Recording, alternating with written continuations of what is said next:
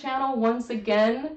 This is the second rendition of Creator Takeover, and my special guest today is Sunny Tellone. I so hope that I said your name properly. You did. Thank you. Thank you. She has so kindly invited me over to her personal workstation today, which I must say is absolutely adorable. It's such great energy, and all of her things from throughout the years and inspiration is surrounding us right now. So I'm sorry that I can only take you in by the screen, but it is a great place. Lots of inspiration happens here. Sure. Yes, it is. I can see that. So Sunny is very multi-talented. Today we're really only going to talk about sculpture and just kind of get to know Sunny and talk about her Tiny Robot Factory brand. But just as a side thing, Sunny also does motion graphics, illustrations, worked for an animation company.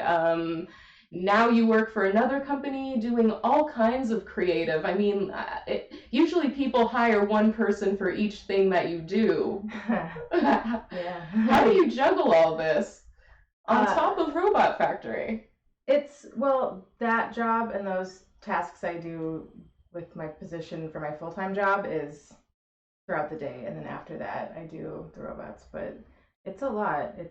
I can't say I'm not overwhelmed sometimes. And let me not forget to add that this beautiful creature here also kicks butt in doing a lot of stunts with your team, and your stunt team is... Yeah, Brazen Action Design. Wow, okay, for sure check that out. They've been doing a lot of great stuff I've seen on your Instagram. Do they have an Instagram as well? They do.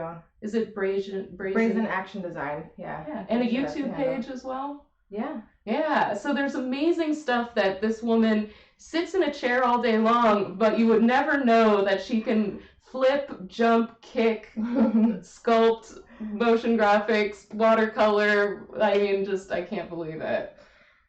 Oh man, I know that it makes me want to have. Just thinking. Yeah, cheers to that and for being on my show. Thank you. Thanks for having me. Yeah, I thought we would just chill and talk a minute so people can get to know you a little bit, and then we're going to show. I set up a 3-camera setup, guys. I'm getting more into this. And you'll see that I'll be switching between a few cameras to show you different parts of the workstation where she does different phases of sculpture. So we're going to eventually have you able to see the whole process, but for now it's just a general overview. Overall, yeah. Yeah. There's a lot. It's really involved every stages, kind of, so... Yeah. And there's some equipment here that's just like, wow, I've never even seen something like that before. I learned it from other toy makers. That's amazing. So how long have you been sculpting in general? How long would you say you've been professionally sculpting? I don't even know that I would say I'm currently professionally sculpting, but when I started, I was 12. Like, as a hobby, I was 12. It was Nightmare Before Christmas came out, and I discovered Wallace and Gromit in like the same year, and it changed my world. I was completely obsessed. I was sculpting like crazy.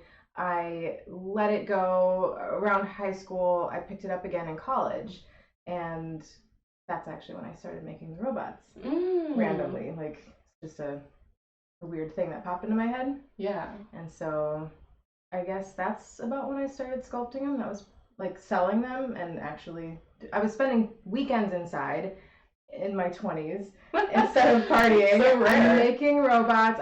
Started putting my money and my time into it. So that's when I was like, okay, I should probably sell them for something just so I can not like go further into debt with the hobby. So it's probably been about 12 years now. I would say you're professional by now. Yeah. I hope so. Yeah. And I've had my Etsy shop for 5 years maybe. And they can reach your Etsy by tinyrobotfactory.com. Yep. So not only do you also know like web domain stuff and but still enough that you have your own shop really that you're connecting to Etsy. Yeah.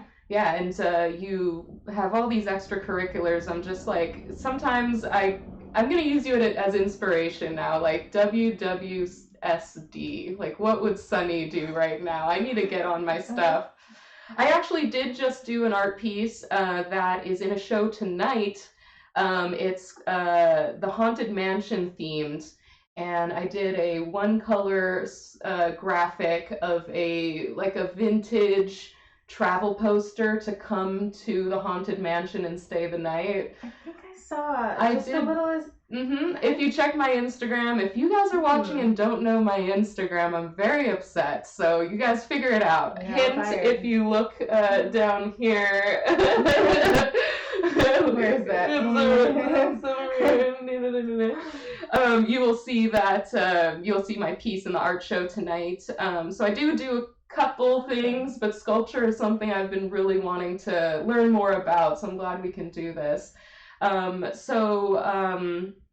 With sculpture, there's a lot of phases through it. Do you want to kind of verbally talk about sort of the different phases, and then we'll get into showing some of the things? Yeah, I will probably forget some if I'm not like going through it with my own hands, but sometimes I sketch an idea.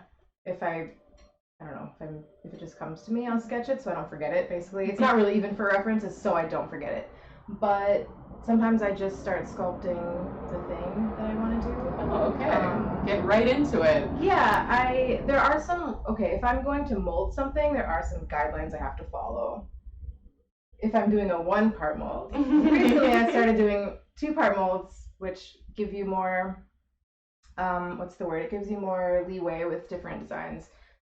Which I guess I can't explain that. Okay. Yeah, I'll change the camera over in a minute. I just wanted to drink beer and chat with you for a minute, but just like a general thing, and then we can go into detail showing some of your molds if you have any. I know you have something cooking in your pot over there, and not for eating. Not that kind of cooking pot. Yeah. Yeah, it's a lot of fun. I love explaining the process. Mm-hmm. I might not be very good at it, but I enjoy kind of teaching people about it because it's a lot of fun, and it's a weird thing that not everybody gets.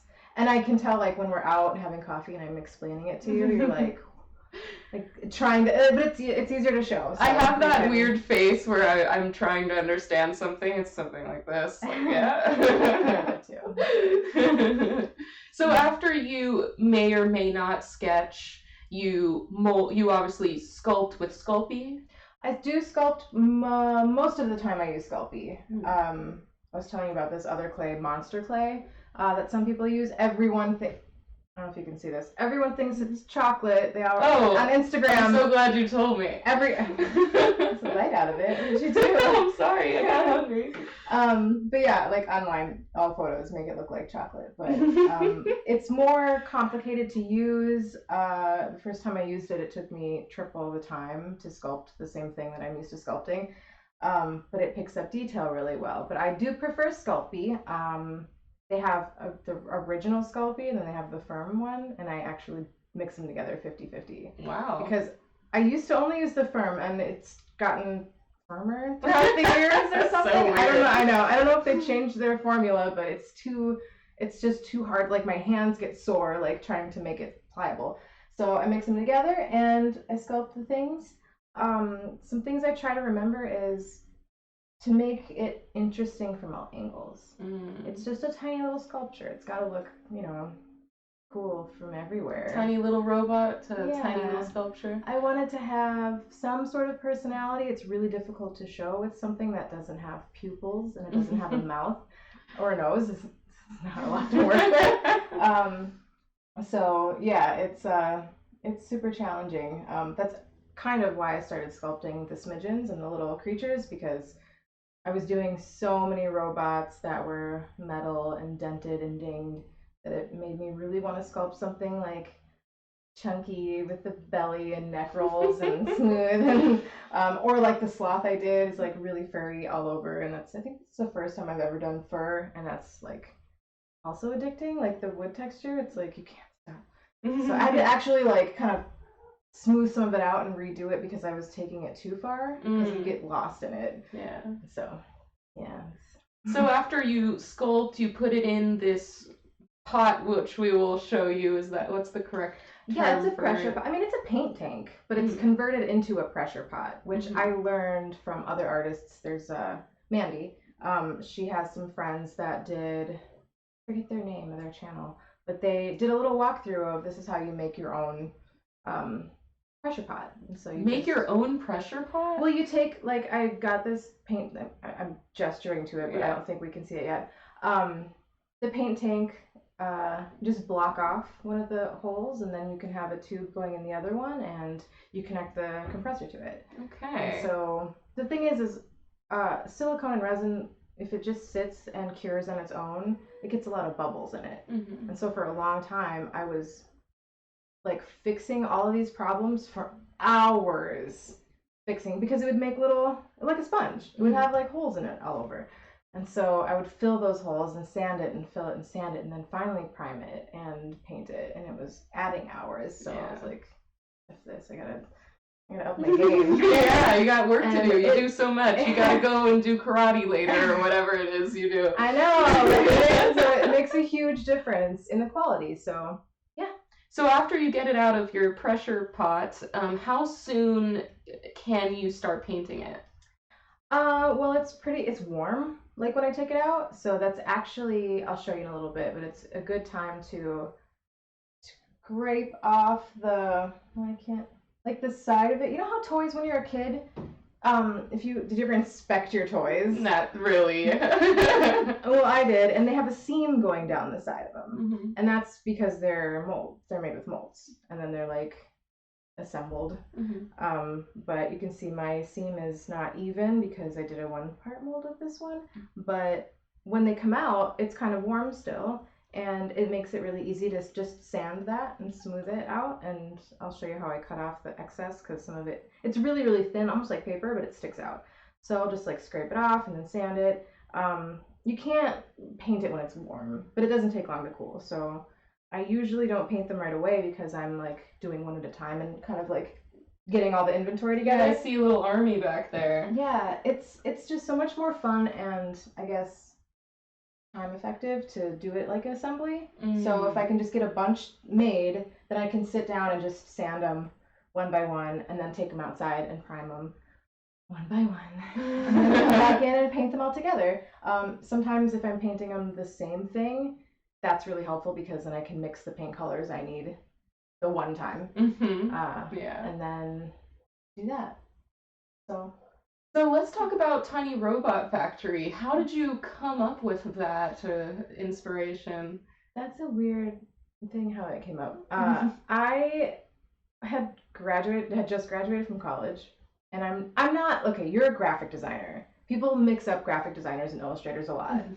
I'm not that strong of a graphic designer. I could argue there are some, I have my niche. There are some things that I excel at, but overall, like, I hate doing logos, stuff like that. Like, But you did a great logo recently that you showed me for your for the stunt team. Yeah, for the stunt team. Praise in Action Design. Yeah. That was I don't know. That one kind of just fell into place. Don't you love when that happens? And it doesn't happen a lot, and I will never like purposely take on a client and be like, I'll do your logo, I want to do that. Like, I'll hand that to you.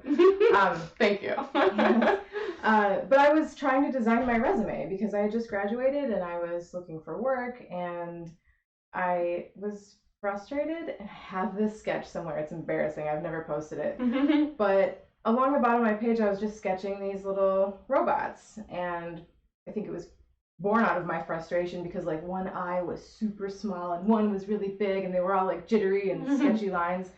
And I don't know why I chose to do this, but they're like lining up the bottom of my page. Every other one is a robot, and then every other figure is what was it? I think it was like a panda. Wow, robots and pandas. It was kind of dumb. But they were holding hands, and I was just sketching to think. I wasn't trying to create like this great piece of artwork, and it's not great. I was just like frustrated. and then I kind of looked at the little robots that I had sketched, and I was like, they're kind of cute, like a little Tim Burton-y, like wonky. And then I don't know, a couple weeks later, I was like, I have not sculpted in a long time.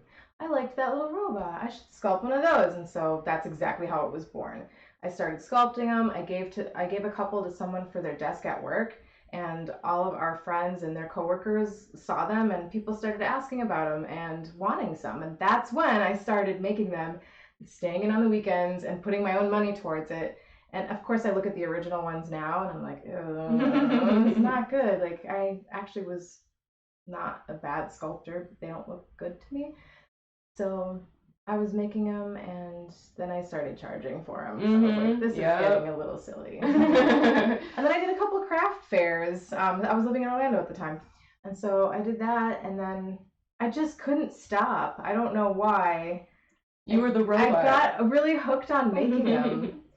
And now I feel like their design has come along so far. I actually did, until we compared the two.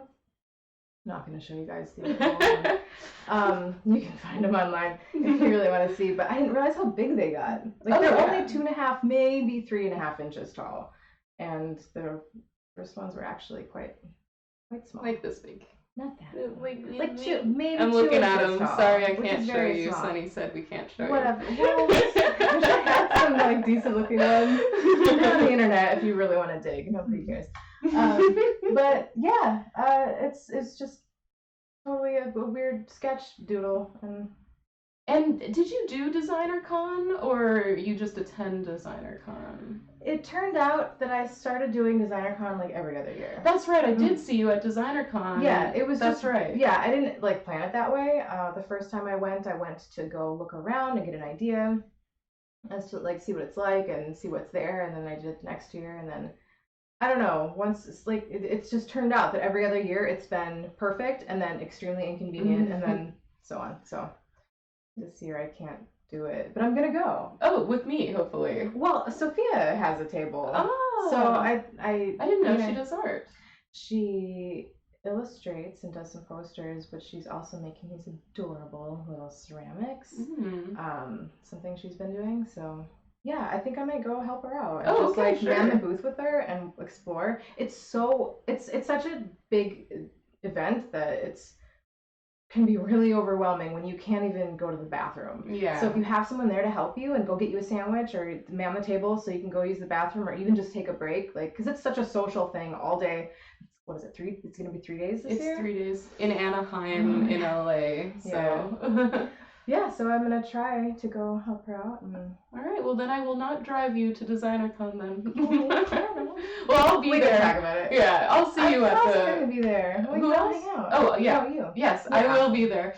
There's definitely a few artists that I want to see there, and what's great is there's all types of designers. It's called Designer Con. I mean, there's people who make hats, handmade. There's people who make shirts, toys, who have pins, patches, figures. Yeah, it's insane. Yeah, and it's a really great place for inspiration, meeting people. I've ended up just chatting with someone, and I may not have even really liked their work, but after finding out the story behind their work, I'm like, wow, this is great, because this is coming from the heart of somebody. Yeah. Where that's why I think Tiny Robot is so successful, because each one has something so interesting about them. The way that maybe the wires stick out of their head, or you even have a dog that you created.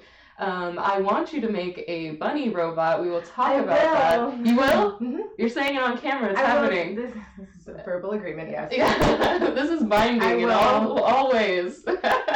I will do it. Yeah, I'd love to. So I originally asked Sunny, I thought it would be a really good idea that if for a few series of videos with her, since sculpture is such a long, thing, it takes hours and phases. I wanted her on the side to work on the bunny robot, because as you know, I have my bunny Max. And so I would like to be able to not keep her from her work, but whenever she has time, hopefully once a month is kind of what we were talking about, that we can film her actually sculpting, actually, painting and things like that. So definitely stay tuned to the channel. Definitely follow the channel, because you'll get notifications. Plus, today, if you follow the channel, and at the end of this around 1 hour stream, I'll have a random drawing that one of the people, could be you, if you follow the channel and you watch till the end, or just be with us at the end, there'll be a random drawing, and she has donated a very awesome illustration of the a few tiny robots are in the scene. I think there's two tiny robots. They're adorable. They're originally a watercolor, so there's a print of that, and she signed it. So you definitely don't want to miss out. I want it for myself, so it's that good. But anyways, we can start moving some of the pieces around. We can move to another camera. I want you guys to see a little bit more in detail some of the designs that we have behind us. So 1 second, I'm going to switch the camera. All right, so as you can see, you'll be seeing me in the top corner and a bit of Sunny over here, but pay attention to the large screen and you will see she'll put a few things up there to show you guys. Yeah, what do we have? So we don't just have tiny robots here, people. As you know, this is around Halloween time if you're following us live. So what do you have for us? Well, this little guy is named Milbury. And he is the devil in the striped sweater. Milbury Ledbetter, the devil in the striped sweater, I should say. I love how they have a story. I think that's what really makes them precious. Yeah, you know, I want to do like a book or something with him because he's, I don't know, I picture him living in the world with humans, but it's not even an issue that he's a devil. Like, I want it to be like this totally normal thing, and he's not picked on for it. Like, it's not a non-issue. I think he's really sweet. I don't know. I just know he's in this massive itchy sweater. Like, see, that's so great. And the tail too is, I mean, that must have been hard to do. The tail is challenging. Well, you know, if I would have done a 2-part mold, this is a big lesson to be learned here. I actually sculpted the tail. The tail and the ears on every Milbury figure to date they're unique. So some of them I did like little ears, and some of them I did floppy ears. I don't know if you can even tell with these, but I added them on after. So every tail is positioned differently. I don't know if you can see this dark one. I don't know how well it shows up on the camera. But these are different versions. Like, this is the original version of him, and he comes with this little lunchbox with some goo seeping out of it. How'd you make the clear goo? I have a mold. Should I get the mold? You want to switch over? We could switch over. All right, people, check this out. Look at how high tech we are. So I don't even have the mold out. Where is it? I just used it. So this is another area of her studio, and this is the pressure cooker that we were talking about earlier. Yes. So as you can see, it has various valves. And where does that green hose go to that's on the side? This goes to my compressor. Okay, so there's down there. Yeah, I see. It's really noisy, or we could just do something right now, but it's so loud. Yeah, we'll hold on the noise. But I did one earlier, so we can. It's sitting in here, so awesome. We can open this up and see what happened. But for Milbury's lunchbox, this was I like to experiment and just, I don't know. Of course. Figure it out, you know. So I have the lunchbox sculpted, and because the mold is, when it's in one part like this, it's upside down. So I can first pour in the part that's going to be solid color, and then once that cures, and I can clearly see like just the line it goes up to. Once that cures, I get my clear resin, and I tint it with some resin tint, and like mix them together, and then just, it's hardly any. I use like a teeny tiny cup to do it, and then I just put that in, and then when it's done, I pop it out, and it's. So it was all green, and then you painted it. Oh, look, it has a little skull on it. Yeah. I just cover up the bottom with some painter's tape so I can prime this, spray it with primer, and paint it without getting the goo, like getting any paint on the goo. Yeah. And then I take it all off, and there it is. But I was really, it had to be clear. Like, there was no way around it. I needed it to be clear. Was my vision.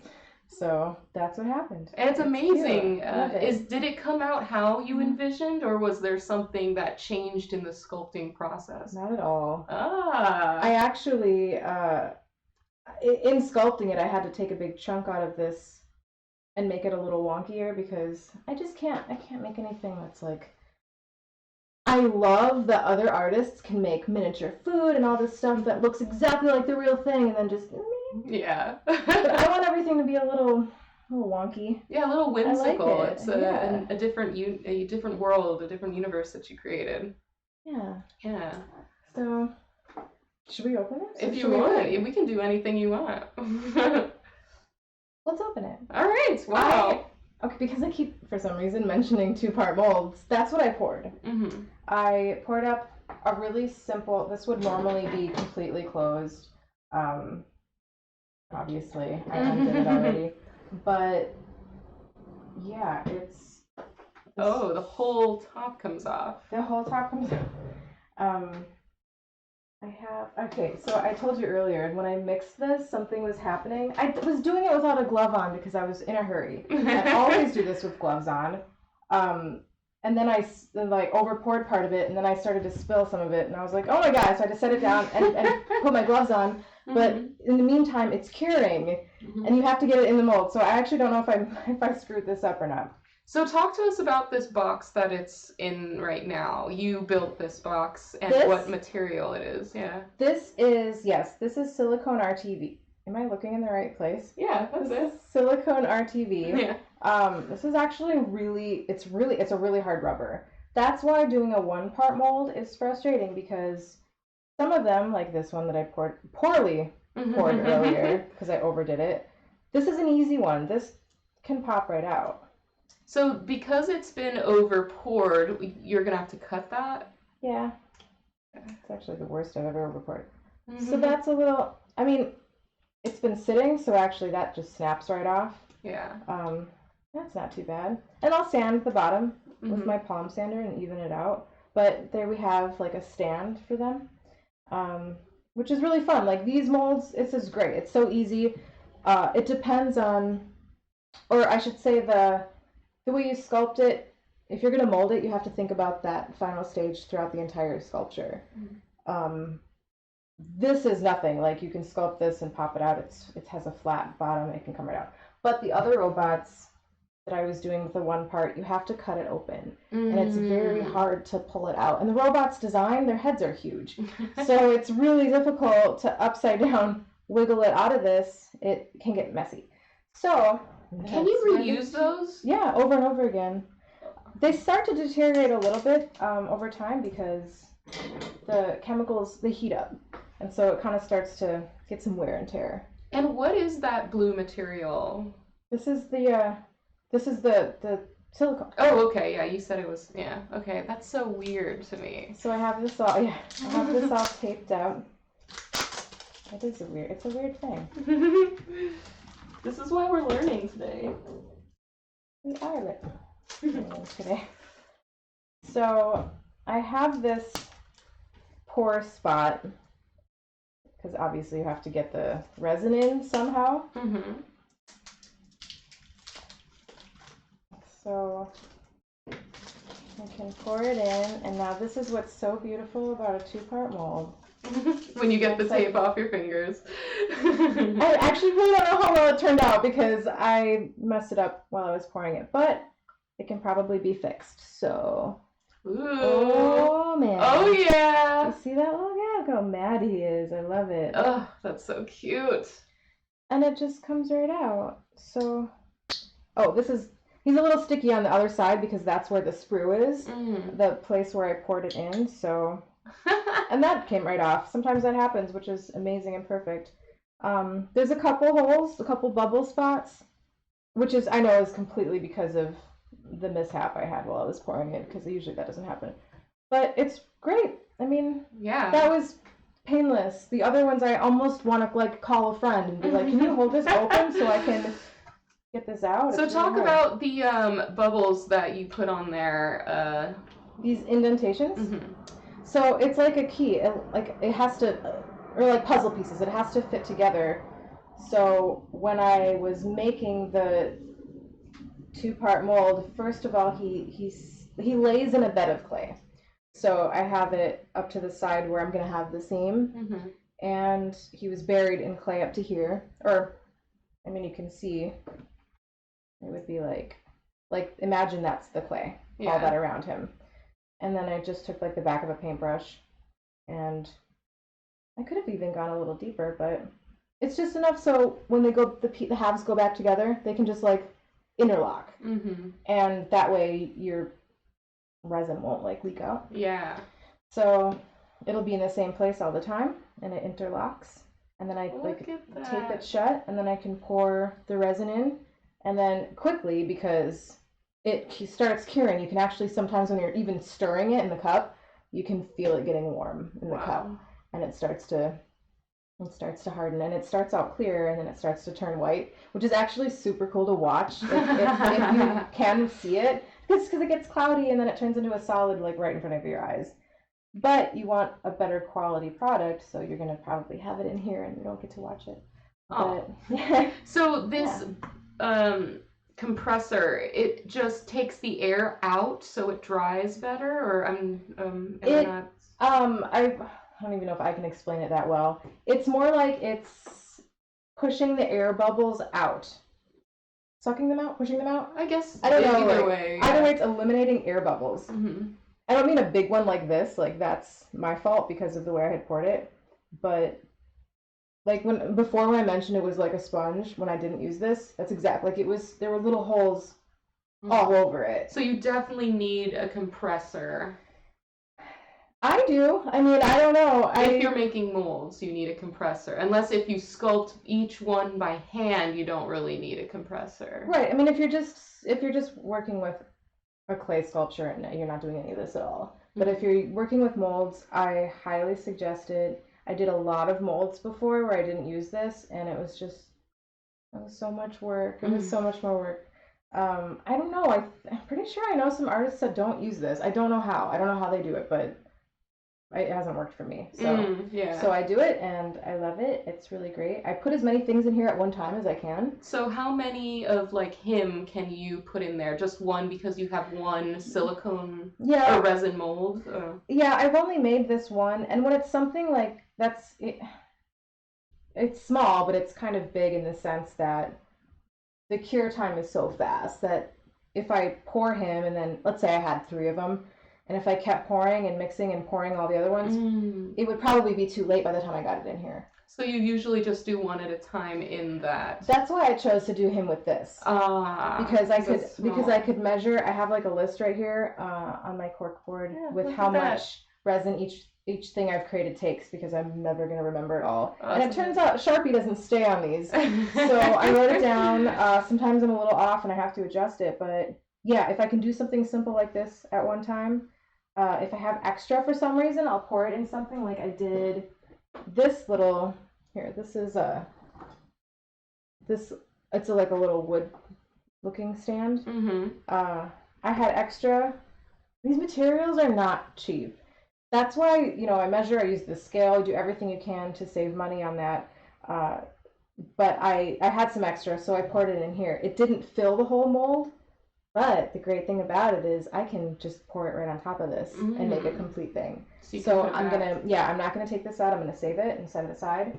And then next time I'll just like think a couple, like just a little smidge over, and then I'll just pour it in there so I can have a full thing Smidge, again. Is that where you got your smidgen name? I don't know where I got the name. I think it's because it was a little mystery creature. I didn't really know what to call him.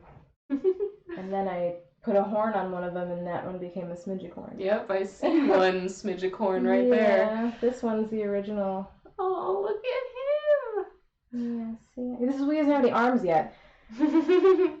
But now that I'm doing 2-part molds, it'll be easier, because a 1-part, like just pulling him out with his little wings, it wouldn't work. And you didn't want to additionally, like you did with Mulberry's tail, you didn't want to additionally do another step. Well, I have been, actually. Do we want to switch, maybe? Yeah, sure. I have some that I did do that, and which it's cool because it still makes it a unique piece of art. Not that these are any of this is mass produced in a shop anywhere, but it still makes it, you know, they all look a little different, and people enjoy picking out like the one they love the most. I'm into that, and so some other people are, and they think it's really sweet, and I love that. So I did add on monster clay. Sculpt is the other clay that adheres to a lot of different things. So I put his wings on after the fact, but then that makes him a fragile thing. I recently posted my yellow one. I made a yellow one, and I didn't go into detail about what I did to him, but I discounted him because I broke his wing off. What I did was I was holding my paint bottle. I don't know how, but it ended up flying through the air, and I caught it and dropped it a couple times, and then it ultimately landed on him. Yeah. And I didn't even know at first that anything happened because I had like a little dish of all of them sitting together because I painted their eyes. And so they were all in their little assembly line. And then I later noticed that his wings snapped right off. And I was like, that sucks. So I discounted him. But I would really like to know that he's not fragile in that way at all. Because this resin is extremely durable. I can throw this across the room. Nice. I won't. Can I touch that? Yeah. Wow. It's got a little bit of weight to it, does. too. And I can see all the details in around his eyes. It picks up everything. That's the thing. Yeah. Like the molds, when I make a mold box, which we can probably get into later, to even make the silicone mold to begin with, like it seeps out. And I've hot glued all the corners, everything, taped it like amazing to a ridiculous degree, and it still manages to seep out. But that's great because that means it's going to pick up every detail. Yeah, even the screw in here. I don't know if people can see that really, but it probably won't pick up. I try to get it in photographs, but yeah, every little nick, you know, every dot, like it's intentional. I put it in the design and it picks up. It's really cool. But that also means that seam is going to pick up, so I have to sand that down and smooth it so it's not there anymore. Very nice. Yeah. So. Yeah, and then like this smidgicorn, which is absolutely adorable with the unicorn horn. There's a slight delay on the sorry, there's a slight delay here. That's why. So I see that you did a really interesting paint job where it almost looks spray painted on the tips of the arms and ears and stuff. How did you do that? I dry brushed it with oil paints.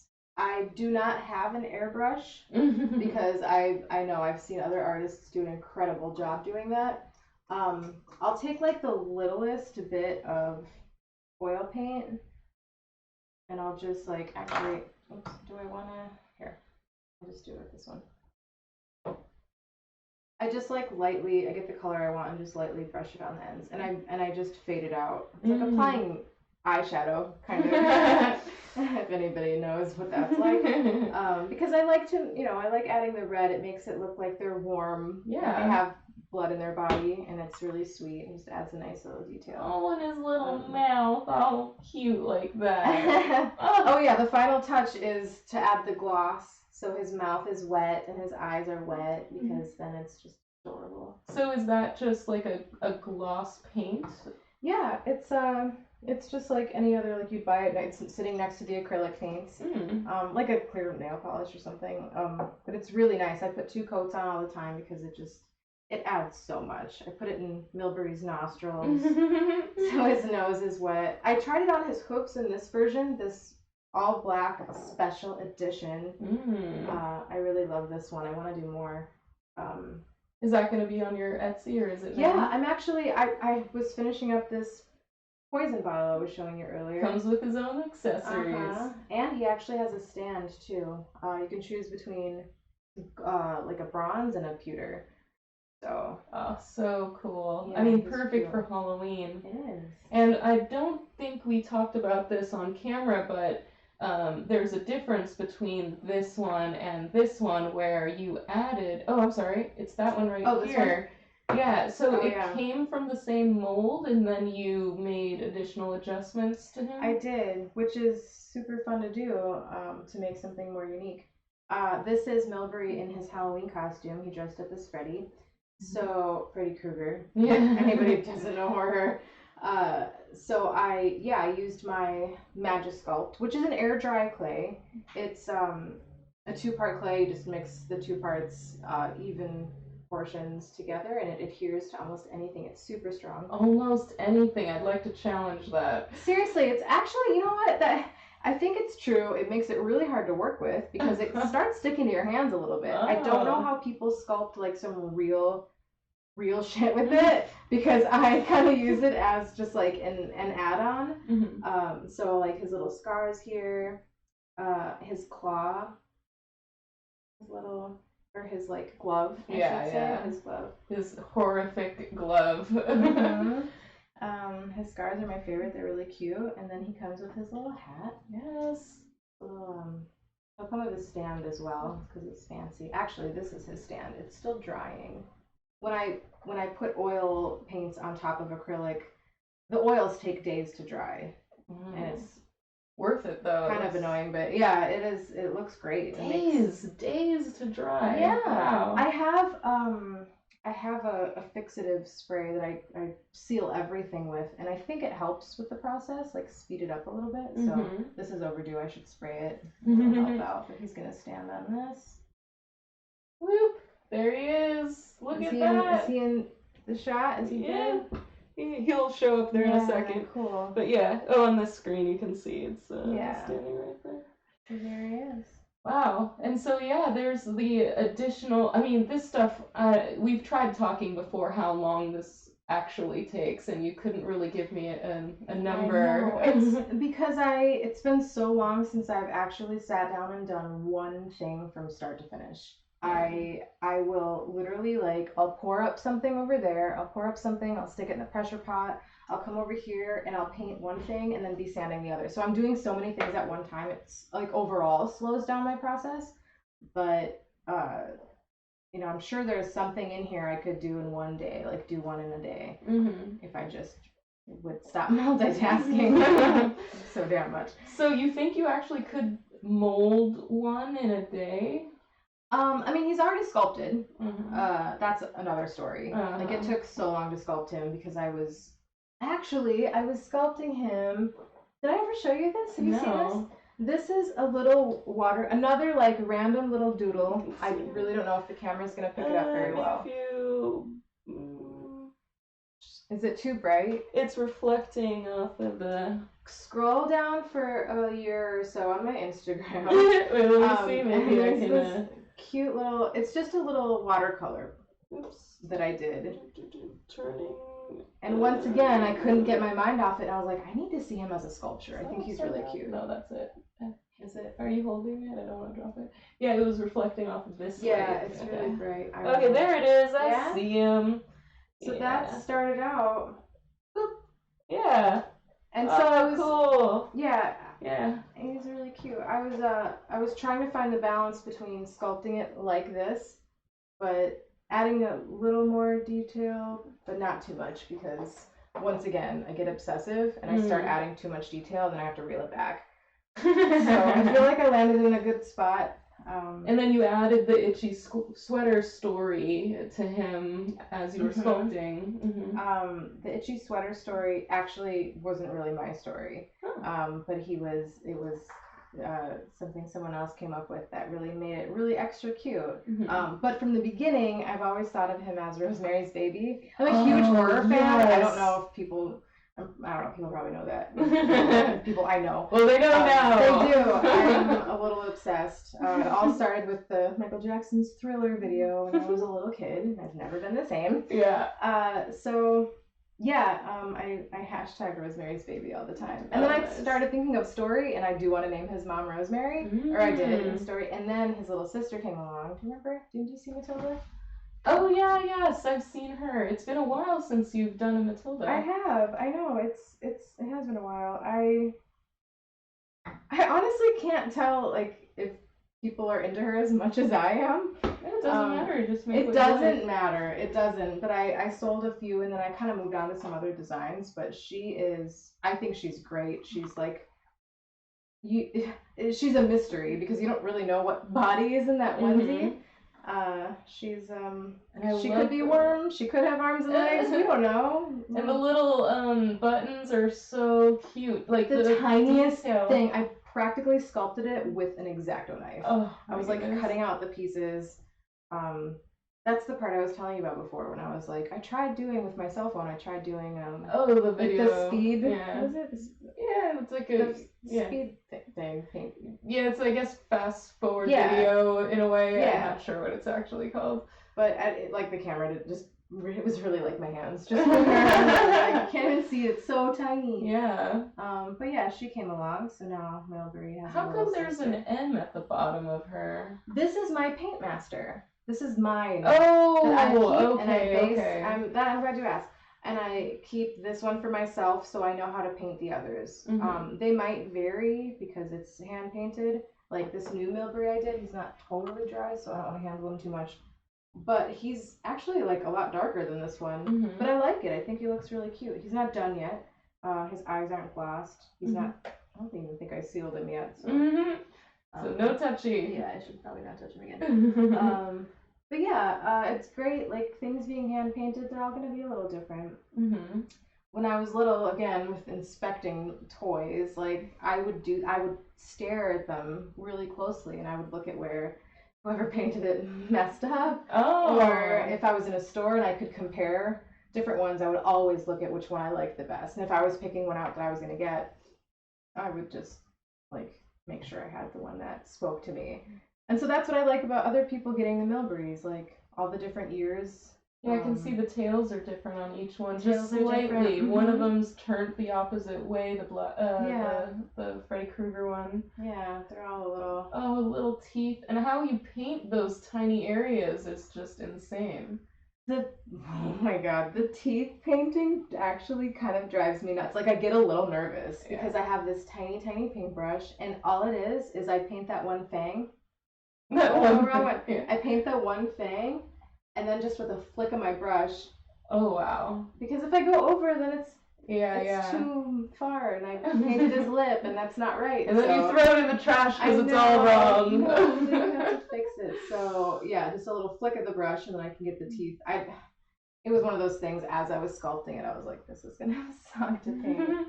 And you don't want to change the mold to fix that. It's just something you'll keep in mind in the future of other. No, molds. I love detail, and so I will put up with I will face up to the challenge. I'll put it that way. Yeah, it makes them sound amazing. I like challenging myself. I do things that are complicated on purpose because to me it's complicated. Maybe it's not to someone else, but I really enjoy it because it's just kind of like, I don't know, this thing unfolds in front of you. It's exciting. Yeah. And then you have this new thing. Yeah, it's weird. God, I made that. Yeah. That is, and you have, I love how you are going through these different phases. You're like, all right, I got my robots down. I need to go back to squishy things. Yeah. Now I need to go back to some horror because that's what I love. So you got the Smidgicorns that are so cute and wrinkly with their flubber, and then you've got these which is more horror based, then you got your robots. Are there other things that you have going on now or in the future of your sculpts that are other themes or ideas coming around? Well actually I have these coasters sitting right here, which is really like, it's perfectly timed for the holidays, which I didn't even intend. I've honestly been trying to make coasters for a really long time because like art collectors, I get them, they get me, but some more practical people want something that's useful. And I always want to make something useful. And I'm like, what can I do that serves a purpose? Like, it's a thing and it's cool to look at. Coasters is a really good example. People have to drink things. They do, and they don't have to use a coaster, but it would be really great. Yeah, don't be a monster, use a coaster. So I haven't posted anything about these yet, but these are a couple of the designs. Can you see? I don't know if the details. You're probably not going to see any of the detail. It's so lightly etched in because I'm just starting, but I'm going to do one that's really like wooden looking, and this one's going to look like a motherboard or something, some circuit board type of thing. I'm going to do one that's circular like a cog. Yes. And the other one, what was the other one? I think I'm going to do one that's kind of like kind of like the edge of a galvanized pipe, maybe. Yeah. So it's like you set your drink on the pipe. So that will be a 4-piece set, all those different ones, or I'm just wondering how someone would package. I'm gonna do a 4-piece set. I might even make a little. Some of them sometimes coasters come with a case that they kind of sit in on your table or whatever. Yeah. So yeah, and then also this little guy that's gonna sit in his oil bucket. So I made this oil bucket. I just took pictures of it the other day. I almost listed it just on its own, which I'll probably still do. Yeah. Because some people have robots and their little accessories. Or even I can see like putting some incense in there. Rings. Or yeah. Yeah, it can be a little dish for whatever. Oh, my rabbit could eat out of that. That would be adorable. I could make him a thing. I could make him a little dish. Yeah, we could do that. That would be whatever. So cute. I'll buy whatever you make. It's just rabbit related. I would love. That would be super cute. So we talked about this earlier. Yeah. His paint isn't dry, so I'm holding him super weirdly. I just don't want to like mess it up, so I'm grabbing his wire antenna. Is that actually metal? The antenna is?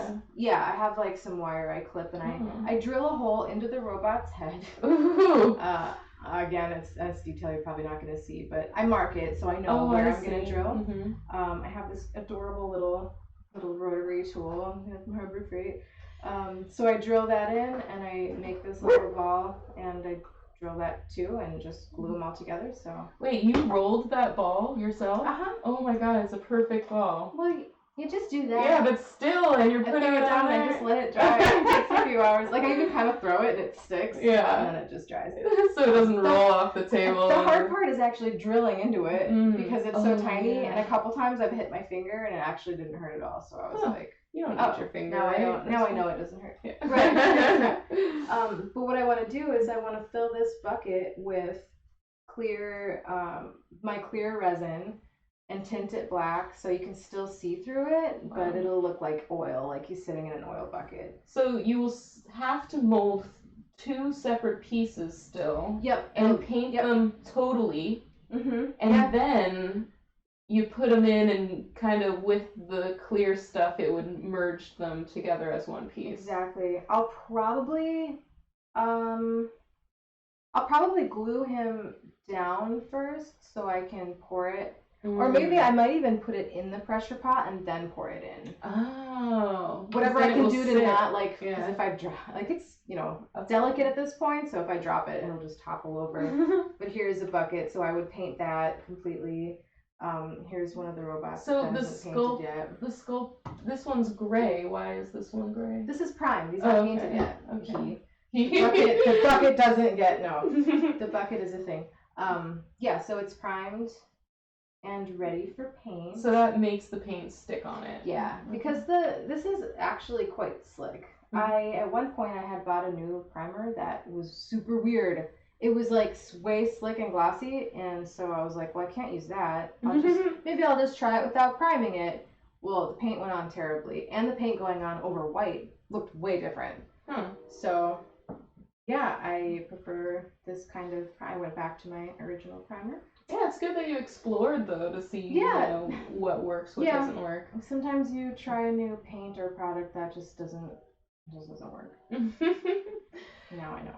Yeah, I'm mostly digital, so there's nothing really that I do that I'm like, oh, you can just Apple Z. Yeah, like that didn't work out. But I did. I had on my last creator takeover, I had Chanel live painting, and she was painting digitally live. I should have said that. It was a live digital painting on the Procreate app of the iPad. It might also be for other tablets too, but so I was like, you know what? I learned from Chanel. I'm going to watch tutorials. And for my project that I just finished, I said I wanted to do it all on the tablet because, that's kind of where I would like to be. I would like to be more mobile. I would like to be able to go out on a grassy knoll and, have a project completed from start to finish. Well, unfortunately, with Procreate, there's not much in the way of text typing. That was useful for me because I'm not really good at live hand drawing typography. because I, as well as you, with the details that you do, there are things that I absolutely cannot do with typography because you're breaking certain rules that I don't like to break, like certain squash and stretch things. So I like to start with a typeface and then manipulate it just enough. I don't go very far out of it because there's certain rules. So I couldn't finish the whole thing in Procreate, but I'm glad that I experimented in another program and tried something else. Yeah. So kind of like trying other paints, which is more expensive really, and time consuming, but I am glad that I learned from Procreate, and I will continue to use it, but I know now I can't really use it for my typography needs. Yeah. But that's okay. I finished it off. I started my sketch on Procreate. I got a more refined sketch on Procreate, and then when it came to doing all the details, I just finished it up on my computer on Photoshop. So yeah, but it was good. I like your workstation. I like how you have your different sections. You utilize a lot of space with what you have to do with storage, also just making it a nice space. And I have no idea where you hide all the paint and stuff. There's the paint. Wow, you don't even notice that. That's crazy. I put these soft sliders on the bottom of that crate so I can just like slide it to like a drawer, and I just grab whichever paint I need, and they're usually sitting right here, and then I just put them away as I finish. But yeah, an artist like creating their workspace, that's a big deal. Yeah. Like, yes, I could work in a corner with nothing around me, but it's so great to have, something that's inspiring and motivating, and yours. So yeah, it's like your own little universe. Yeah, and I see a lot of your pieces around. I see a few tiny robots. I see some other sculpts from some of your friends, and it's a great thing that just keeps you inspired and kind of.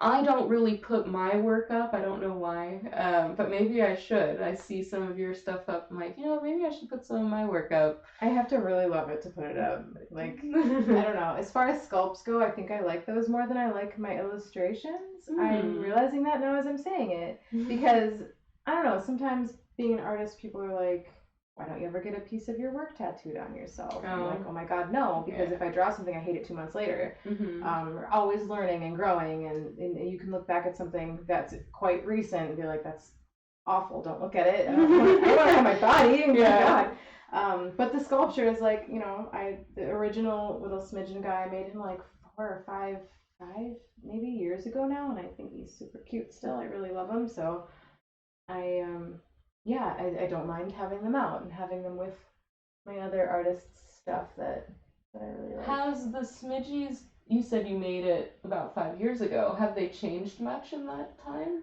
I have. Do you want to see him in his original state? Sure. It's that really wrinkly one. That's the original one? Yeah, here, let me get this deluxe version. This is the first one. Oh my God, with the little bomber jacket? He does have a bomber jacket because I have an idea of a story, of course, for him to. They're amphibious, but they also live like on a mossy bank, but in water. So there's a biplane that had crashed. Okay. And is in the water, and him and the other smidgens and smidgicorns swim around there, and they really like what's in the plane. And there's a couple of old photographs that are deteriorating. They found an old bomber jacket and made their own. I really, really want to make him some aviator goggles too. Yes. I tried, and it was really complicated, so I just set it down, and I haven't done it since, but I really want to. And you made this jacket. I did. I actually made it pretty quickly because I was just seeing if it was something I could really make look good. It's okay, but I do want to make a really nice one. It's like puffy. Yeah. It's got stuff in it. But this is the very first design that, I don't know, he's just. And I'm looking at the other one. Have they changed? Is it the same? I'm not sure. The paint job makes a huge difference. Let me get this one. That one's actually chipped. It's Kristen's. I'm gonna repair it for her. I don't know, it got knocked over or something, but it happens. It's a hand painted thing. So this is like, I'm was trying to figure out an affordable, like a more affordable way for people to have things like this. Sometimes, the oil painted figure is like a little pricey because of all the time that goes into it. So this is like a more chill version of him. And he doesn't have a horn, so he's just a smidgen. This is a smidgicorn. But after I made this, I made the newborn version, which this one isn't actually even completely painted. With the little eyes. Yeah, so this is what he would look like if he was newborn. That's so cute. He's really fun because he has all these different ways he can lay. And so it's really cute when you have a bunch of them together because they can all... Yes! Oh my goodness! They can all be in a different pose. Yeah. You can sit like that, which is kind of like sleepy. So then, all this time later, I was like, oh, I really want to make one standing up. So that's when I came up with like the in-between age. So this would be like Smidgicorn's first steps. I've been calling it first steps. So newborn. Yeah, you can see the horn. Yeah, he has the nub. Yeah, it's just the little nubbin. Tiny little. Yeah. Born with it. So Smidge with no horn, and then Smidgicorn baby, first steps, and full on. Yeah. He's got stories. Yeah, but fully grown, I still picture them kind of as being babies. Yeah. Oh, they still look like that, yeah. Yeah, like someone I know told me when they first saw a picture of him, they were like, I can't tell if he's really young or really old. And I was like, that is the best description. I'm stealing that. I love it. It's perfect. You know, I just recently, for probably the 100th time, saw the Dark Crystal. Yeah. And there's a creature in there that looks, I can't tell the age. Ooh. But yeah, it just reminded me of the Dark Crystal for a second, which is that's fun. You know, but this is way more adorable. Shut up. I need to watch that movie again. I haven't seen it in so many years. It's still good. I mean, there's people love it or hate it, and I've always loved it. I remember it being like, I mean, isn't it kind of slow? It's slow, yeah. Okay, I don't know if my brain at the time, I can't remember how old I was the last time I saw it, but yeah, it's a very unique film. Sure. And so, just so I remember this, you started with the Smidgicorn. That was number Fully one. Grown, first one. I did not have a plan. I didn't know what I was doing. I just knew I needed something with some rolls. And did you draw it, or you just went straight to sculpt? You know, I went straight to sculpt, and ever since I made it, I've been trying to draw him, and he's so hard to draw. Look, it's weird. Like, I finally, after a lot of sketching, came up with something that could work, because I wanted to, I don't know, I like doodling the robots. I wanted to draw him, and it was so hard to figure out. His body shape, without any of the details, is a peanut. He's shaped like a peanut, essentially. Yeah, I guess so. And so that made it so hard to make look good. So I was like, why is this so weird to draw? And then he looked like an alien because his big eyes, and it was just like not working. A big-eyed alien peanut. I like that. Yeah, it's a weird one, but. So, I mean, it takes a lot just making these pieces. And then you also have your Etsy shop where you take some wonderful photos.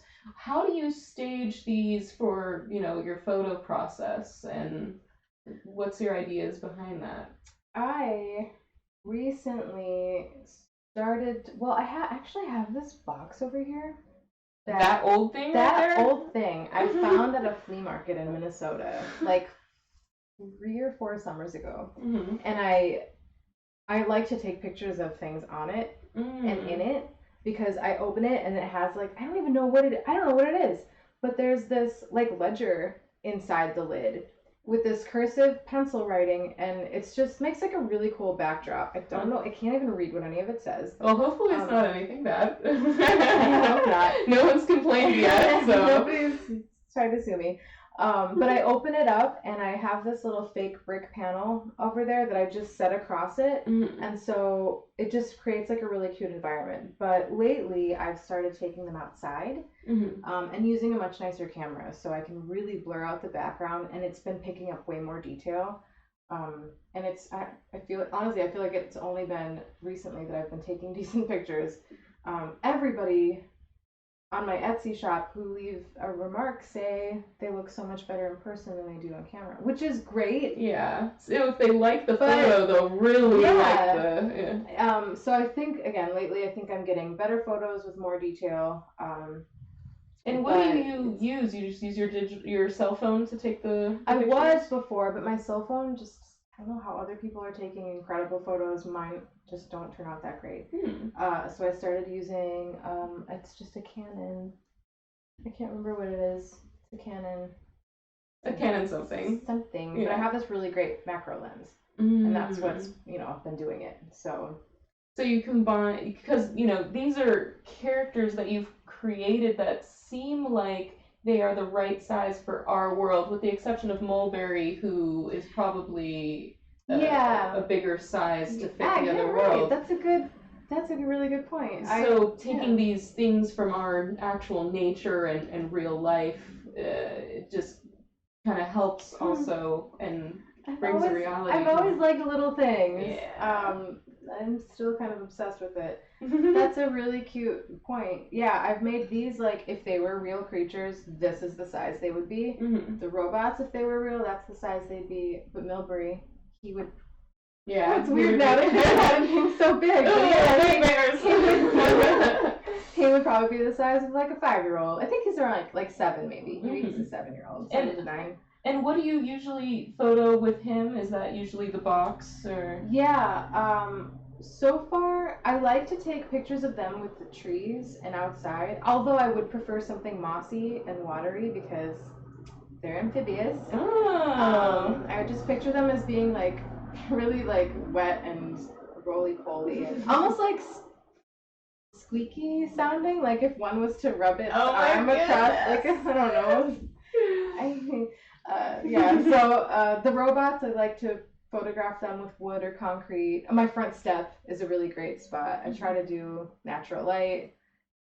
Several times the sun has been going down and I've been like, well, I can't take pictures now because they won't turn out right, so I have to wait till tomorrow. Milbury, I do like to take photos of him in that box because the background is like old paper. So it seems like this is something that you don't really have to spend lots of money to do, but obviously the more experienced that you want to be, start making molds and making more mass production. You don't really make mass production because they still are so unique, so I don't want to say that, but if someone were to just do 1-by-1 figure, there's not too much that they need. They can do photos in their environment, thinking about the character, thinking about their story. You just some matte paint, or what is it called that you first put the paint on? The primer. So just primer, which I'm sure isn't that expensive. It's not really, and acrylic paints aren't that expensive. I get mine at Michael's. It's the resin and the silicone. So that's if you're making molds. Yes, but just to sculpt, it's super affordable. I always go to so the box of clay that I get, the Sculpey, I remember as a kid it was $10 a box. It's now up to $16, I think. Well, a few years later, it's not too bad. It's really not, but honestly, like, I'm gonna save some money where I can. So I always buy a box of that clay with Michael's 40% off coupon. Oh yes, I hear that. Why would you not always use a coupon? Yeah, always, every single time. Always is probably the better way to use that sentence. I mean, for something that price, I'm so happy to get it at basically half price.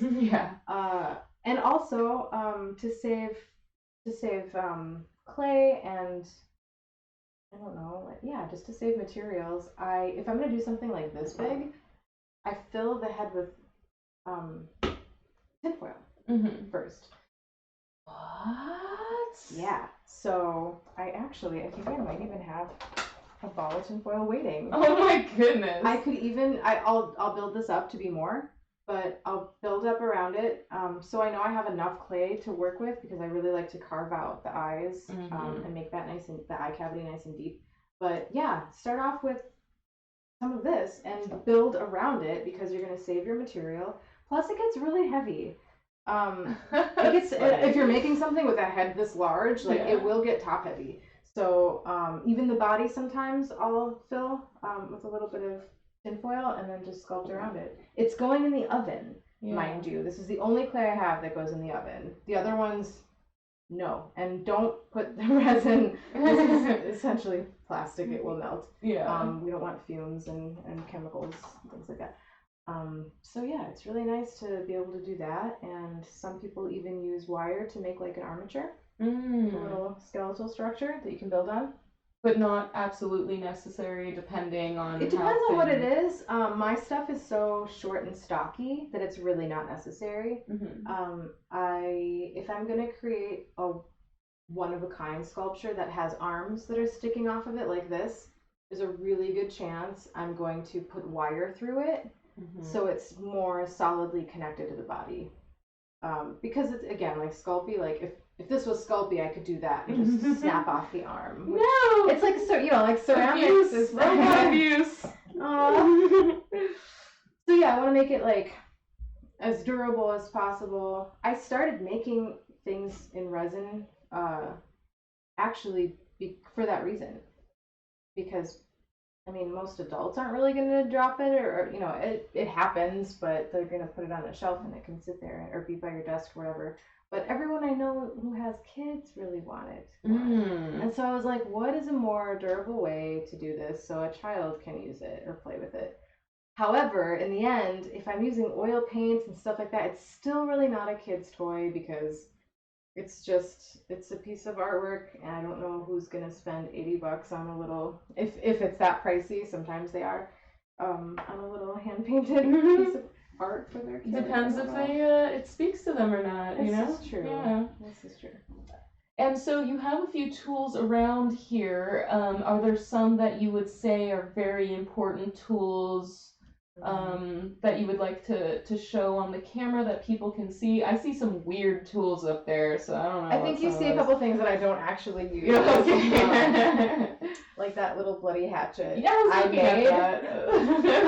That was something that came with a dunny that I had. It was a blank. Oh. And I just wanted to paint it and see how realistic I could paint the wood without it has no texture. Yeah, it's like if you don't like one of your things, you take that tiny little bloody hatchet and you're like, no. Yeah, it was cute. I just wanted to see. And I really like how it turned out. Oh, it looks great.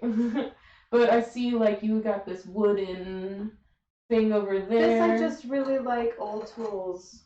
Oh, okay. That's not an actual tool. I haven't used it. Maybe I will at some point, because I feel like that could make some really cool texture. Yeah. Just drag it on something.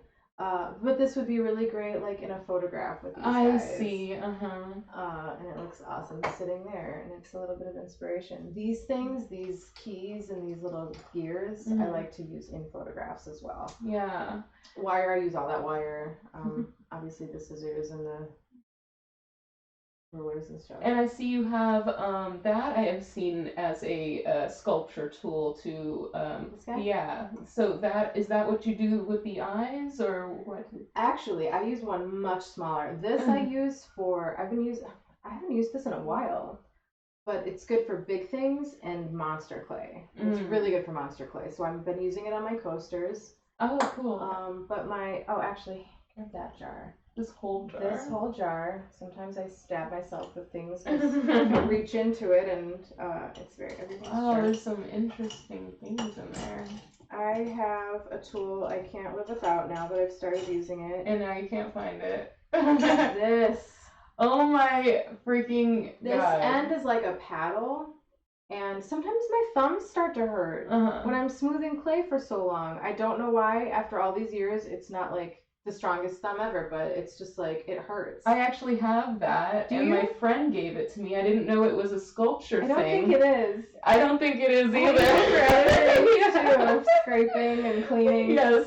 But this is a really fantastic sculpting. That's good to know. I have the best tool already, and I didn't even know that. This other side, it's not too sharp, so it's nice for making grooves and stuff stuff like that. Good. Yeah. But for the eyes, I love this part of the process too. It's just something like satisfying about it. but this little metal loop. Mm-hmm. So I really like to just like carve out this eye cavity. Yeah. And just make that a nice thing. Ooh. Yeah. And I got where's this little? This is the large one, but I have smaller ones, and it's nice to like. Once I carve out the eye cavity, I can just make like. That's how you get it so perfect. Yeah, I use my pinky a lot too. That's what pinkies are for. But yeah, I have a couple. And what are these types of things? It's not quite a brush. What is these that? These are also the best. This is the one that I'm really gonna use to like push around, you know, and make. I use this more than anything actually. I probably use this and that little paddle one more than anything. It's nice. It's firm and soft enough at the same time to be able to get these details in there. And push his mouth in. You see it? You saw it. Yeah, that was a perfect. Right, it was right before your eyes. Yeah. I have a teeny tiny one, so I can get really detailed. And this pointy one. So it's like pointy but kind of roundy, and it's just pointy but kind of roundy. I love these descriptions. These are words. And so yeah, it's super helpful. I bought another type of them. I can't remember why, but this one's a little soft. It's a little too soft. You don't really know, I guess, until you buy and try. Yeah, but I mean, I'm gonna stick with what works. I know I love these ones.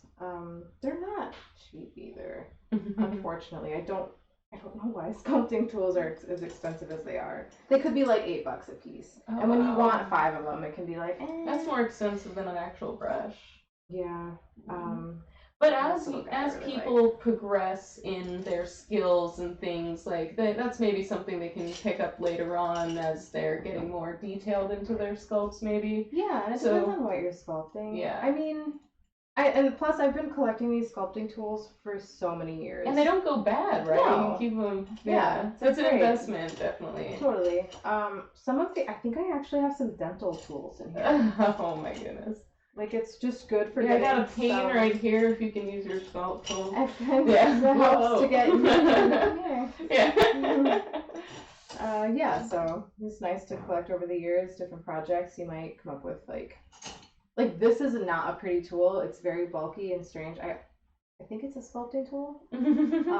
But when I'm roughing something out, because I'm not going to sculpt it and start out making it look perfect. It's like a sketch. Yeah. So I'm going to take a blob of clay and I'm going to rough out the idea. And so something like this, to save my thumbs, will be really helpful, because I'll just kind of sketch out on the clay and add and take away and get the rough, you know, like that's kind of rough right now. And then start focusing in on smoothing and getting the detail down. Yeah.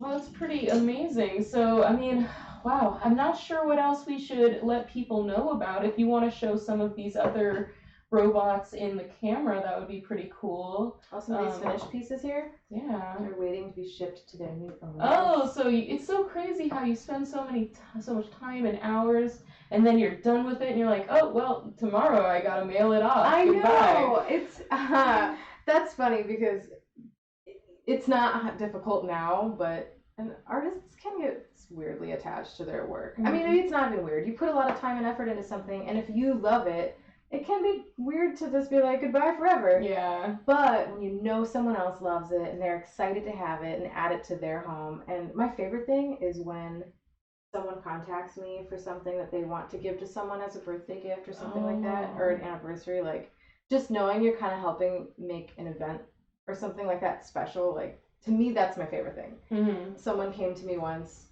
and this is when I was still doing customs. I would have time to communicate with the client or customer and kind of get an idea of what they wanted, and then I would sculpt the original thing for them. I wasn't doing molds. I would sculpt it for them and send it to them, and this person said, it's been so many years, but it was... Her and her husband had a new baby, and it was his birthday, and he loves Halloween. And so we blended all these things into one little sculpture. It was a little robot like this, and it was holding a teeny, teeny, tiny robot, like fingernail small. It was so cute. Yeah, it was so hard to do. I want to do it again. I've been thinking about it lately. And we put some little pumpkins at the bottom, so it was all the things she wanted to make this birthday really special for him, and I don't know, it's kind of an honor to be a part of something like that. And it's for people I don't even know, and it's just really cool. Amazing how they found you, and you like it's. How. How do they do that? The internet, maybe. This is an interesting paint process you did on this one. This one, I'll let you in on a little secret. I hadn't used my black spray paint in a while, and something is seriously wrong with it. And I was gonna spray this, and it just went everywhere. Well, it went all over my hand. It went in different directions, and I loved it. So I'm not gonna be able to recreate this, and it looks so good. So I've kind of nicknamed this one Factory Accident. I like it. He went to work so shiny and new, and all excited about his paint job, and then something blew up in his face, and now he looks a little badass. Amazing. If I can say this. You can say whatever you like. I've been saying things. So it's really fun to do the same robot with different, different paint jobs. Yeah, and this matte finish with like the shine on the cog is very interesting as well. Yeah, I like to do just different, I don't know, textures isn't there, I guess finishes is the right word. For some reason, this paint and doing the matte like that with this texture reminds me of ceramic. And it's so strange, but I really like the way it looks. Yeah. It's just very different and fun to do. And how did you adhere them to the cog? Because it seems like they're two separate pieces. They were. I actually accidentally, I thought I was holding a different robot, and I drilled holes into him. Oh. And I have my wire spool. So I drill a hole into the bottom of their feet. Yeah. And I insert the wire and just make sure it fits first, and then I put glue on it. Oh, can we? And then I put glue on the end, and then I insert it. I have, I don't want to ruin your camera, but I have like a little pliers. Yeah, like wire clipper pliers that have flat ends so you can push them. Yeah. So I just insert it in there, and then I clip it to where it's about that length. And then once I have both in, I dab the bottom in a little bit of paint. Actually, my arm is probably in paint right now. I dab it in paint, and then I get the stand that I want to use. One of these. I get the stand I want to use. It'll be painted incomplete because it has to be, like, it's going to be too difficult to paint like up under things. So I dab the bottoms in paint, and then I place them where I want to, and I do that and just stamp it on, and so I can see the two dots where I want to drill it. And then I do the same thing, and I drill the holes into there. Yeah. And then I put glue on the ends of that, and it's actually such a good fit that I don't really need the glue. I did one before that I couldn't get apart. Oh, wow. And I hadn't glued it yet. I was just testing it to see if it was... Oh, no! And I was like, well, this is fine. I've never done that and sent it off to someone before. It's something I have around here that's mine. But I was like, oh, well, okay. So, and it's great because it inserts really, really close, and just like can be flush to the stand, and then it's really durable and you can't knock them over because they're designed, because their heads are so big. It's easy to knock them over, and if you have several, it's dominoes. I've knocked all of these over so many times. Good to know they're durable enough that you can just put them back up. Yes. Dominoes with them. But something kind of funny with the factory, the spray paint, what was it, factory accident. Here's the other one I did, the second one. It looks different. Yeah. You can see. Same sort of thing happened to me where I like to procrastinate. So I don't like to. It just, it happens. I'm the same way. And so the art piece that I have in the show tonight, I was thinking about it for like a month, and I sketched random shitty sketches for, about a month. And I actually did the whole vectorization and cleanup and everything of it in a day. And so, which wasn't what I, because, you look at something the next day and you're like, oh, I'm glad I saw this the next day, because, your eyes get tired from seeing the same thing. Oh, yeah, you have to walk away. Yeah, that's very important to walk away. I think that's a very good rule.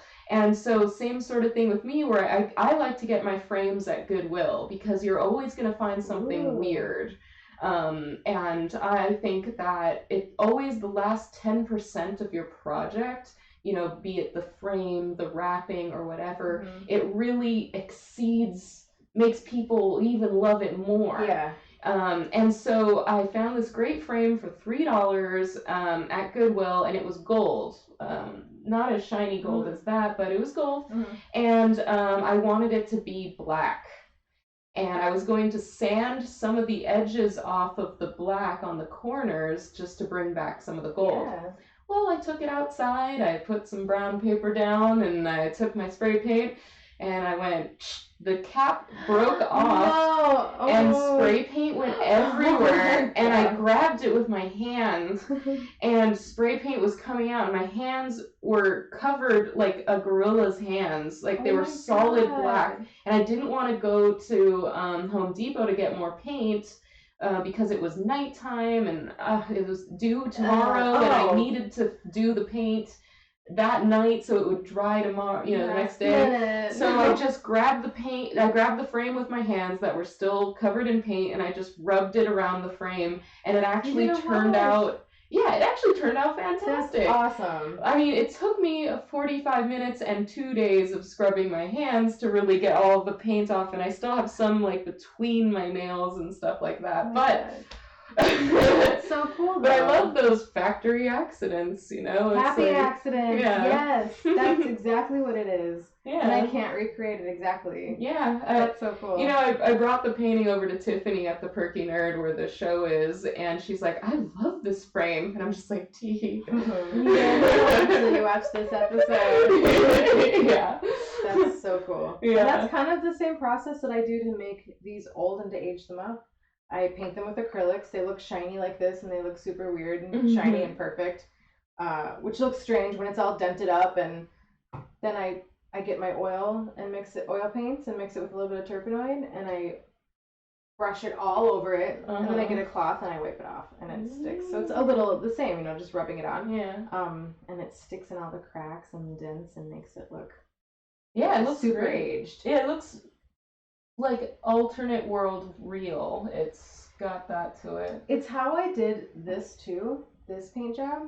Yeah. But what's really funny with this character is that when I made the newborn version of him, I did that and it looked so wrong. It looked awful. And so I had to approach it differently. I don't know why, it just looked so wrong. And then again, the same thing with this version. I tried it again. I was like, well, now I can do the wash because it's my favorite thing to do. And it didn't work. Your favorite thing to do. You can't do it. And so I went back to the really, really simple, just on his chunkiest parts, dry brushing some pink and red. And so, yeah, it was weird, but I don't know why it just didn't work. Oh, well, that's, pretty interesting about the trial and error of things. Yeah, and there's a lot of that which is why I really love talking to other artists and learning things.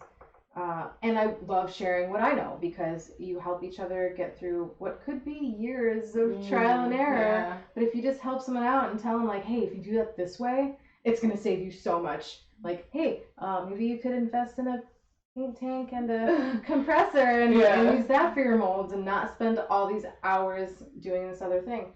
It's super helpful.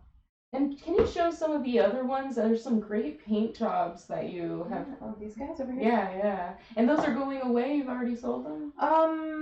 3 of those. Yeah, 3 of these 4 are sold. I haven't even, this red one I haven't even posted yet, so nobody knows about it. Oh, first look. Surprises. So I wanted to offer, this is a good example, I wanted to offer this similar paint job, but different colors. Yeah. So if someone's like, well, red's my favorite color, I'd really love one it's the accent color. So I started out with this blue one, and then I did the red.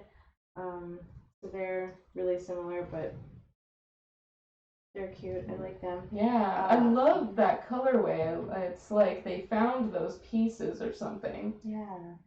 My favorite, though, of all time is this. Why? Is doing the all silver or the all gold, because they look like trophies to me. They do. It looks like an award. I think it's so cute, and it's also for me the most time efficient one to do because I don't have to do each piece separately. I can just do an overall thing. Sometimes they get a little bit of fuzz. And this factory Woo. accident. Yeah, that's shiny. I didn't actually intend to do this many of this one style. I didn't intend to do as many different paint jobs of him, but I really liked him. So I got carried away. And I'm probably going to do more. Yeah, yeah. But same with this guy. Like, he has the trophy version of him. I could totally see that as a trophy, like yeah. best boss or something. Yeah, they're fun. I really like them. I like how old they look. Oh, and the gloss on even this basic color. Yeah, I see the gloss on the eyes. The glossy eyes makes a huge difference. Sometimes I like to experiment with their wire. Like I haven't even shown this guy yet. Like his name is Alpha. I haven't really said that online yet, so people are calling him the mean robot. But in my sketch of him, he has some wires coming out of here, which I'm still gonna add, and I'm excited to do it because it's gonna be like, he's a little jacked up, you know. He's kind of a mess. So he's gonna have some wires coming out of here and some out of here. Yeah, I see the whole dent that you put. I'm gonna drill him in. I can't remember. I think maybe just this one has a wire coming out of it, and then in between this spot right there, he's gonna have some that are clearly not supposed to be there. Yeah, they're just like bursting out of his head. Maybe it's because he's so angry. Ooh. Yeah, I know. Sometimes I feel like that too. It's like, oh my god. Well, I want to take a second and I want to just tell everyone thank you for watching. This is Tiny Robot Factory with Sunny Tellone, where we'll be doing a raffle giveaway. So I'm going to give you guys a few moments to be able to follow the channel, and in a couple minutes we'll do a random drawing, and you guys can win one of her prints. I'm not sure how long we've been streaming for, but I've just about an hour and a half so far. I know, we've been having so much fun. And there's so many robots and so many different characters that you've created. So you guys please give a follow. If I know you guys are watching and I super appreciate it, but I want you guys to be able to win this print, and the only way that will work is if you follow the channel. So we're going to look at a few more here, and then I'll do the button in just a few moments, and thank you guys for watching. Sunny has an Etsy, which is, you can go to tinyrobotfactory.com and get there. She has an Instagram. You can see that somewhere. I'm not pointing in the right thing. Oh, up here. It's there. Sunny Tellone on her Instagram here. This is a channel called Creator Takeover on my LNZdesigns Twitch. I just had Chanel do some live Procreate drawing, I think about a week or so ago. And next week, I'm going to have Janelle Martinez. We're going to do some glass etching. So that's going to be awesome. We just had a drink today. It's our Saturday night. So, you know, we can do that. And so with Janelle on Tuesday, I picked up 2 whiskey glasses, and I'm going to have my logo etched on them through a chemical process. So you should watch the show. So you guys, I'm so happy we're able to join us and meet Sunny. Sunny is going to, I'm commissioning her. She's going to be doing, we haven't decided yet, a bowl, a figure, or something for me for my bunny Max. So I'm going to let you think. Robot bunny, though, that like has to be first, and then we can think about his bowl later. Yes. So that way, Sunny will be able to work on this project, and you will see her sculpt it. It's not something that she has to finish quickly or anything like that. We'll be meeting with Sunny in a series of videos as often as she'll let me come over. And this is really a time where I get to show off my friends. I get to hang out with them. I get to show you guys how these processes happen. Today we went over a few materials. We went over the pressure pot, and molds, how those are made, how ideas happen, and it's just, I feel like I've learned a lot. So this is a live stream on Twitch. You can feel free to chat, feel free to lurk. I love it. And these videos will be archived on my YouTube, but the only way to win in this raffle is to follow the channel. In just a few moments after we look at a few more figures, I'm going to be selecting a winner for tonight. So thank you guys for joining. This makes that's what I like about the internet, where we use it in a positive way to connect with each other and learning and following creativity. And how does creativity even happen? You know, like you told us about in your notebook, you were just sketching on the bottom of pages robots and pandas, and then you wanted something for your portfolio, and you ended up making these tiny robots, creating Tiny Robot Factory, and I'm even a proud owner. Yeah. So let's take a look at maybe 3 or 4 more pieces, and then I'll do the button. So feel free to follow. Thanks, guys. Thank you. All right. Well, how about we look at a couple of these older ones? Oh, not necessarily that old. Yeah. But they're characters with names. And unlike the other ones, they usually stick to like a specific paint job because it's their look. So this is Beta and this is Tinker. This is Beta and Tinker. This is Widget. He has some exposed wires that can be useful or tragic. Sometimes he doesn't know what's going to happen. And this is the dog one you mentioned earlier. Yes. Oh, look at that tail. That's so cool. Yeah, his little electrical outlet tail. So they're a crew. Yeah, they actually look squad goals. Sure. Yeah. They all come with accessories too. Like I really, really enjoy making these tiny things that go with them. You know, when you're a kid and you have your toys and it comes with stuff.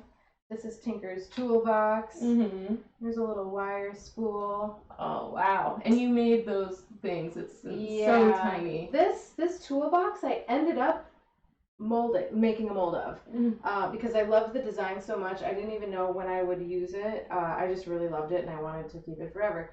So that's what I did. Everybody gets an oil can. Skeletal oil can. I really like making robots come with nails now too.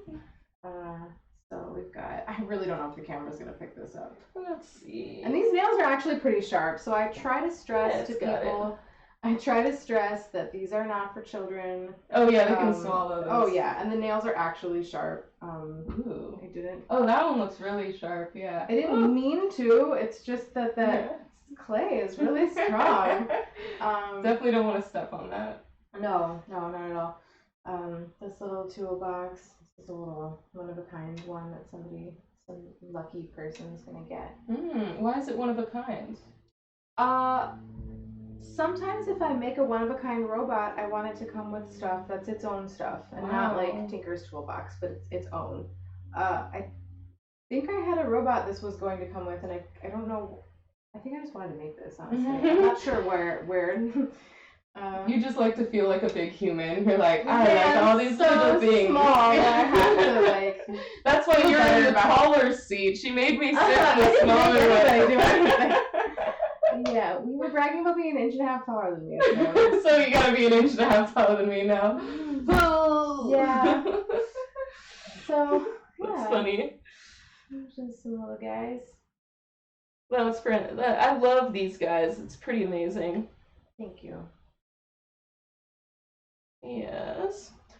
So, is there anything else you would like to tell everyone about your shop, about future projects, what to look out for, or? I think we covered everything for now. Keep an eye out for the coaster set. I think that's good timing for the holidays. Something useful and unique.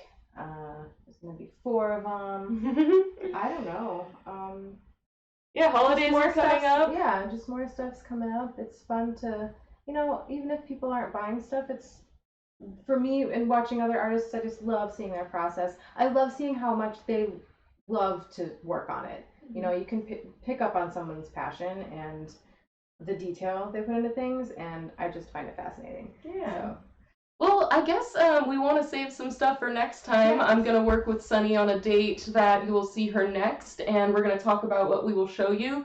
Like I said, she will be doing a sculpt for me. We'll figure out what that is. I would love a bunny robot, but I don't want to take up all your time. This will be a project we'll be working on the show, so you guys will see, like kind of what that takes, and I'll be hanging out. She'll be working, I'll be hanging out, but we'll talk about that more later. I do see you guys have been watching, and that's great, but unfortunately you're not following, so that sucks for you. So I'm gonna save this print for next time, but I do thank you guys for watching. I totally understand lurking. It's something I do on a lot of people's channels as well. But now you guys got to know my friend, and I look forward to seeing her next time. And you will, if you change your mind later, you'll have a chance to follow and get to win this print. And I won't show it to you because you didn't follow. So ooh, I thought only you were gonna show it. No, because they're not following. So my show, my the rules. reward could be handy. Yeah. So when there'll be someone to win, we will show the print, and trust me, it's awesome. So once again, Sunny, thank you. Thank you. All right, and until next time, everyone, this has been so much fun, and until next time.